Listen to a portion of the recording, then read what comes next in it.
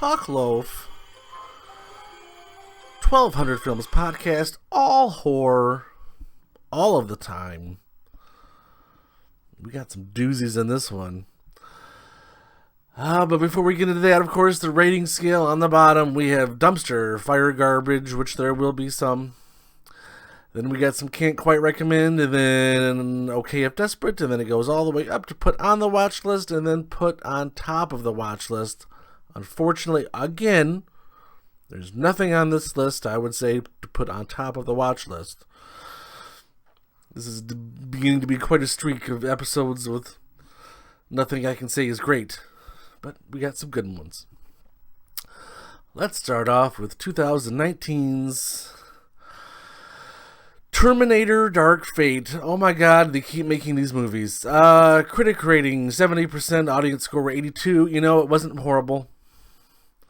In this Terminator reality, we got Sarah Connor's back, and the Arnold Terminator is just a dude she knows.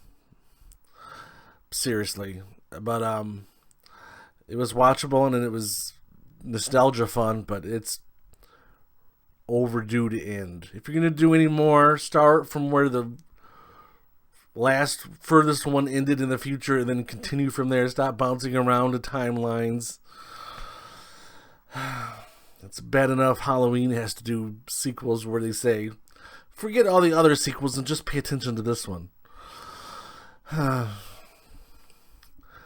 yeah, it's okay if desperate. 1988 Maniac Cop.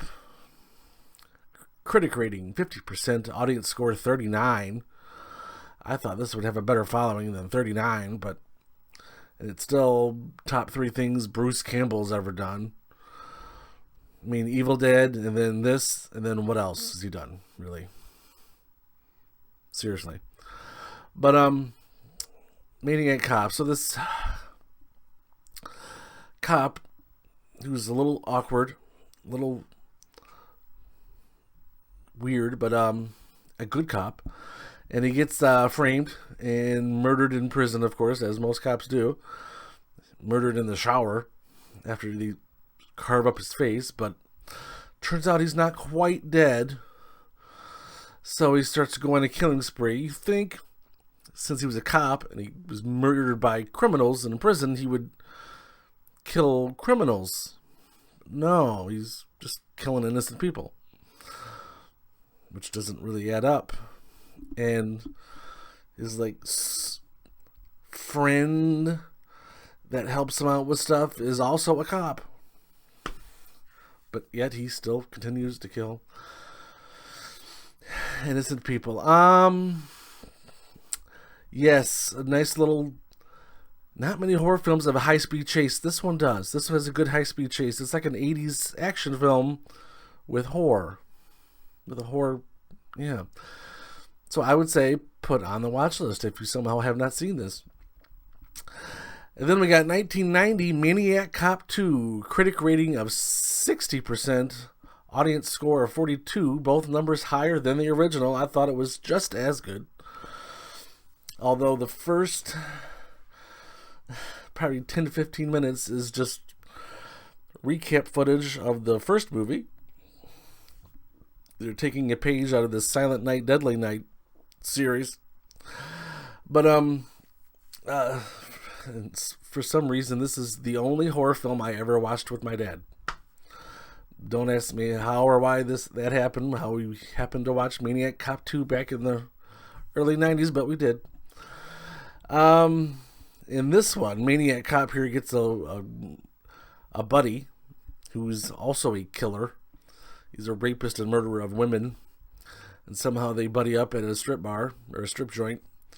And yeah, and then Maniac Cop's trying to get a little crew together to go raid the prison and kill the people that killed him.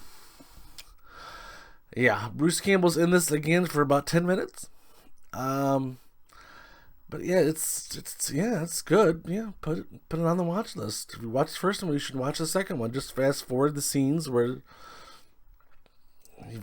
from the first one they've already seen, because you don't really need to see those again.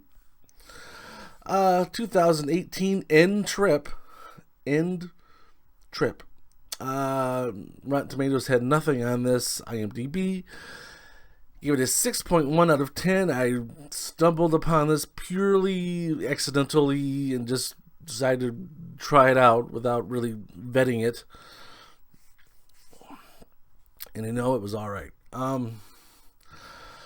There's kind of two storylines going on at the same time in the beginning, and you're like, what is going on? And it's confusing, but then it comes together. It's basically, this is one story of this woman who wakes up with who she thinks was her husband or boyfriend, and it's not. It's just a dude pretending to be. And then you got another storyline where this Uber driver picks up this weird dude at the dark side of town, and it kind of starts off like a buddy flick, and then it gets kind of awkward, and then it gets to horror. So yeah, it was all right. I'd still just say okay if desperate, but yeah, it was better than expected for me. And then this movie, 2020, The Beach House. Listen to this spread. Critic rating 81%, audience score of 30.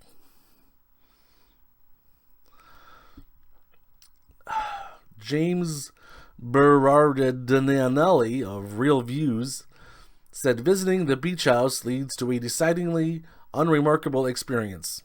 Amen to that. This movie was garbage. It was horrible. I think we might have to discuss some spoilers after I finish ranting.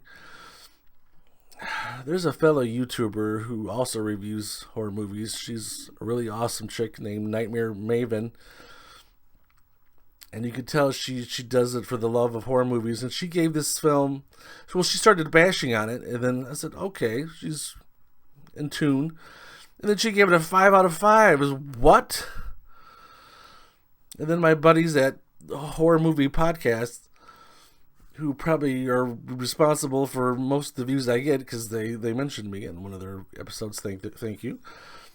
But they were high on this too, because it's cosmic horror, and there's not much cosmic horror going around. There were a couple eerie moments. Okay, spoilers. Here's the film. This attractive young couple goes to the before I kept trying to find the beach house information on it, and I kept looking up the lake house because I forgot what the title was, and I kept coming across the Keanu Reeves, Sandra Bullock movie from several years ago. They're horrible romantic movie, even though given a choice now I would probably watch the lake house over the beach house. But anyway, so this attractive couple goes to this lake house, beach house, excuse me, that one of their dad owns, and there's a couple already living in there, this middle-aged couple, and that they weren't expecting to be there, and there's weird things crawling out of the ocean, and they get sick, I guess, and start making weird noises. Why is making weird noises suddenly scary? It was scary back in 2000 with the Ring, the first Ring movie, where she would crawl out of the thing there and start crawling at you and go. That was scary. Now when it's done, it's like, been there, done that. And then there's this part, goddamn, where he's mostly sick and she's not, the girlfriend's not sick yet, and she's pretty much dragging him, trying to get him to safety, and they're basically on this little island, and I swear she's carrying him around for 20 minutes, doing nothing, just going around. Did anyone edit this film? Well, I got this pointless 20-minute scene of her just carrying him around. Well, we have to make it 90 minutes, so we'll just keep it in there. Oh. Then, as predictable, she gets into a car and it's foggy, and as I bet she'll be crashing in within a minute. And of course, it was about 10 seconds. She went too fast and crashed into a tree.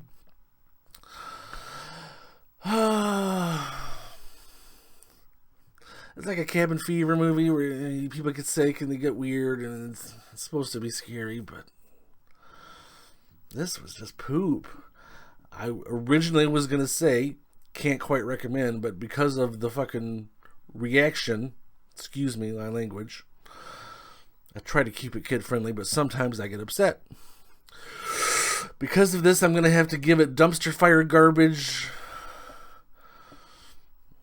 personified. Dumpster fire garbage personified. That's what this film gets. This is my worst film of the year. Avoid at all costs. If you think this is good, then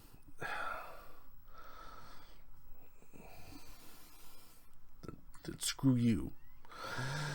Next film, 2020 true fiction, critic rating of 100%, but it did not have an audience score on Rotten Tomatoes. This was original, and it was interesting, and it was good. A little bizarre at points, but kept you watching.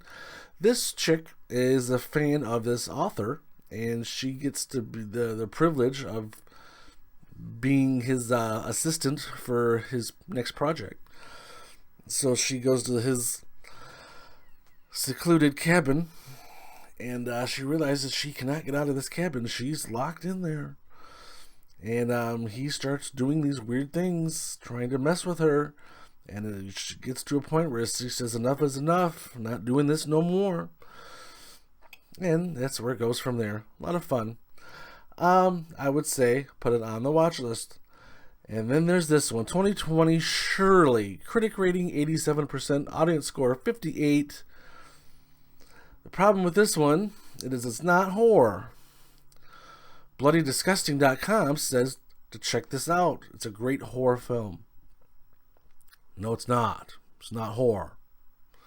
Even Rotten Tomatoes, which is usually very honest in their genre description of each movie, if it's a fantasy, comedy, romance, adventure, it'll list that. It'll list all those things. And this one, it listed as a drama.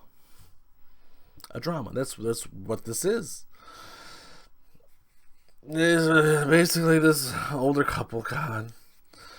One's an author, then their kids move in for a bit, and the mom's like manic depressive or psychotic or whatever, but and then she kind of warms up to them while the older dad is fornicating and drinking, I guess. Yeah, this is a movie for old people. Can't quite recommend. Then now let's go to our feature review of Game of Death. With the clock ticking, is life worth living? Make a choice, you or I. Without decision, one will die. In this quest, some are left behind. This game will blow your mind. Let's do this.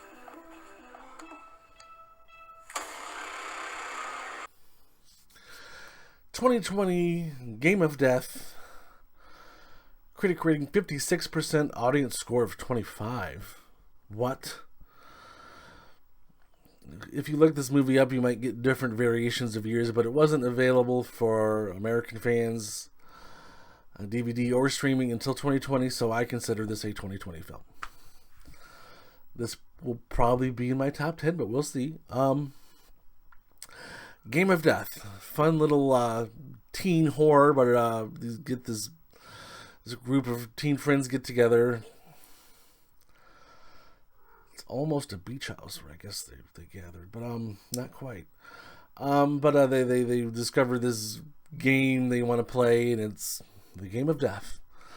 And the game tells them that if you have to kill someone else or one of your group will die. And they're like, ha ha, ha, this game is silly. And they don't take it very seriously, and then one of their head explodes.